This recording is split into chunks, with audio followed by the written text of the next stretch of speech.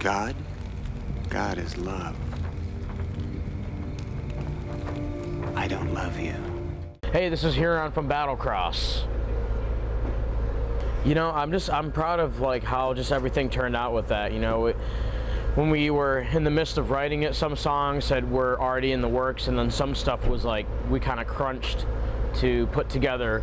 So we were a little bit pressed for time because we were trying to get all these things done, and we were touring as well. So right after the tour with In Flames, we went to the studio. So I'm just overall proud of the response from it, how it sounded, how it turned out. You know, it was a new experience for us going to like this, you know, to Audio Hammer and working with Mark Lewis and Eyal, and it was an awesome experience. And I just felt like it was a really mature record from Pursuit of Honor, and the songs turned out beyond my expectations. How it sounded, you know, I felt like we got the sounds we wanted to, and you know, I'm just very proud of how it was well received, and you know, I mean, for a new band putting out a second record, I mean, it charted, you know, I think it was like 140 on the Billboard, which, you know, for a new band, I think that's pretty good. You know, it's pretty good for us. So I'm just proud of that accomplishment, and I'm proud of how the songs turn out, and I'm just, you know, it's awesome, and I'm just looking forward to the next one. I think having the opportunity to do Orion Fest, you know, that to me was kind of the kickoff for us, because I think that was huge. Doing Orion Fest, and then you know, doing the fest with Metallica, getting attention from that, and then from there we're doing Mayhem Festival, you know, and then when that's done, you know, the following year we're going in 2014, we're doing Europe, you know, with Killswitch Engage and Trivium.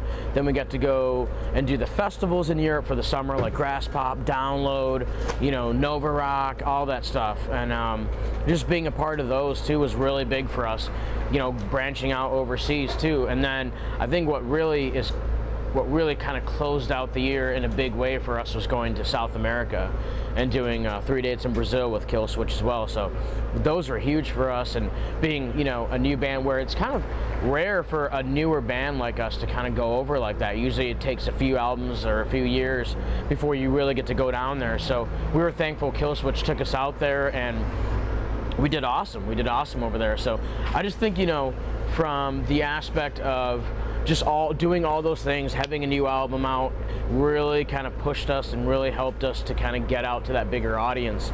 And you know, things move fast for us, and it was awesome. But we just definitely took advantage of every opportunity that was thrown at us, and we've just been non-stop. I mean, it's just, you know, and that's what you have to do. You know, you can't let up when you have an album out. You just got to get out there, and you're a newer band, you got to let people know who you are. So, you know, number one, I find us a very positive type of band. You know, we don't really try to portray lyrics that are too evil or dark or negative.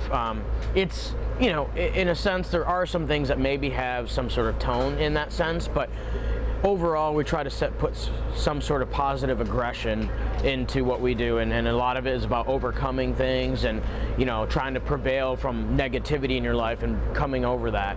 And you know, so being a part of the Wounded Warriors thing, I think it was just in general the type of attitude that you see the soldiers go through, and what basically the stuff that they sacrifice and everything. To us it's a way of kind of giving back, you know, because it's something that I think everyone can kind of get behind.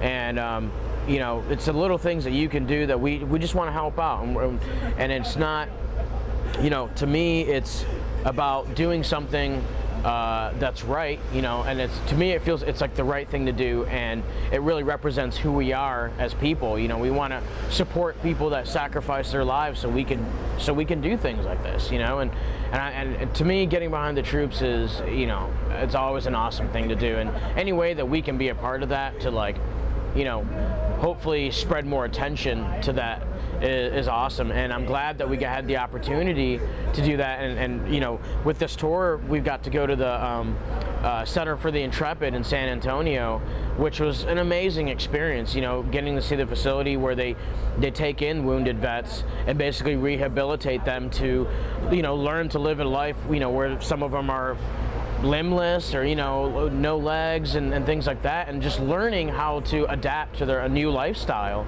And hearing some of the stories about, you know, some of the soldiers coming in and just, basically almost giving up on life. Like, this is it for me, how am I gonna live like this?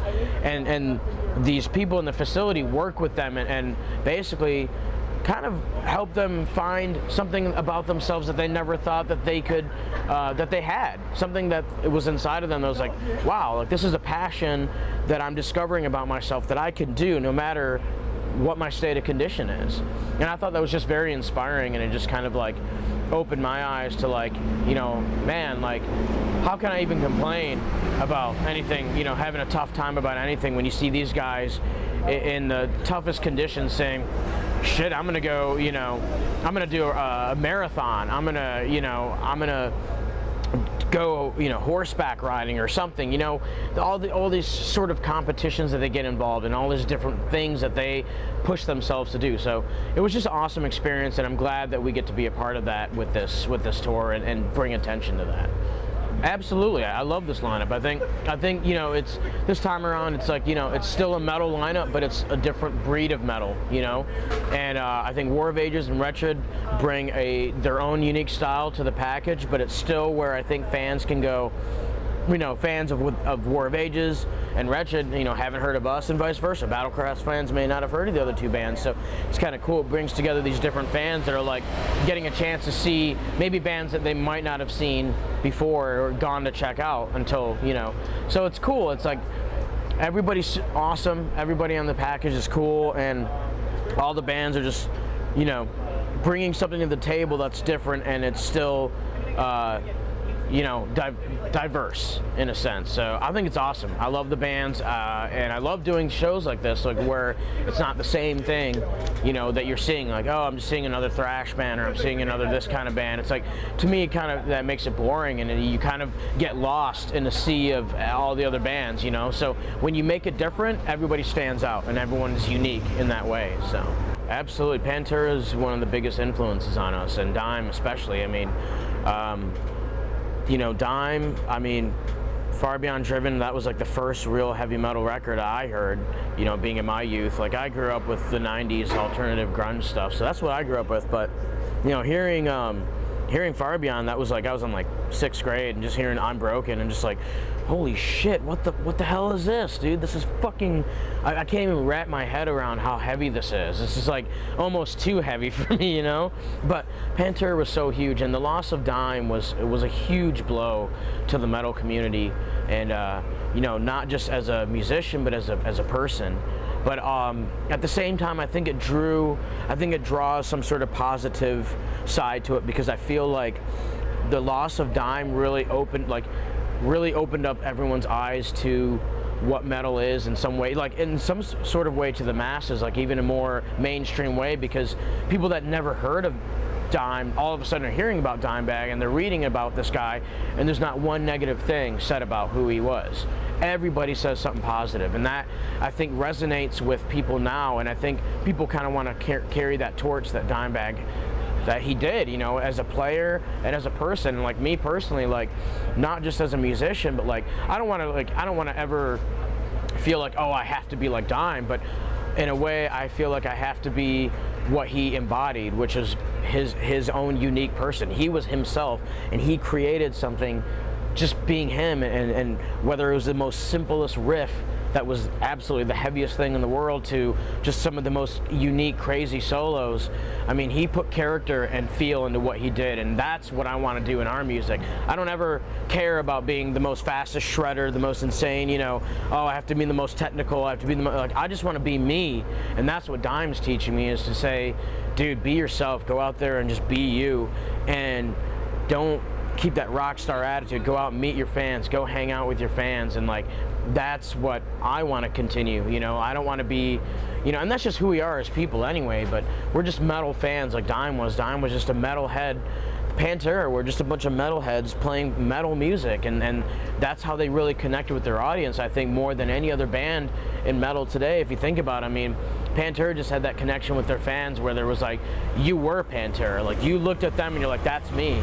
Like I'm Dimebag. That's how you felt, because Dimebag was just that kind of dude. He was one of you. You know what I mean? He wasn't this guy that was like the untouchable rock god. He was a rock god in the sense of just who he was, but you didn't feel that way. So that, much respect to Dime and much respect to Pantera. I mean, they'll always, to me, be one of the greatest bands in the history of metal.